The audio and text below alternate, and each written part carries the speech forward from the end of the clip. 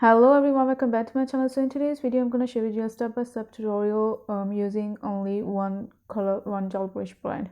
So I'm using Born Pretty gel brush brand over here. So most of the gel brush that I will be using will be shown in the video. So I'm using this one, Born Pretty BP17, the watercolor gel polish, then I'm using the white gel polish, then I'm using the super top coat.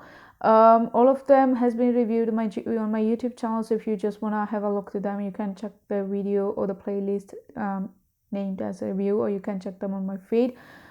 So Born Pretty, if you don't know, is having a huge sale for the Women's Day, and if you want to save something, you can use my coupon code, which is BornPretty30, which gonna give you 10% off, and it's a commissioner. So basically, if you gonna use my code, I'm gonna get a little bit of commission. It's totally up to you. If you want to use it, you can use it. If you don't want to use it, you can not use it. I'm not going to ask you to do that.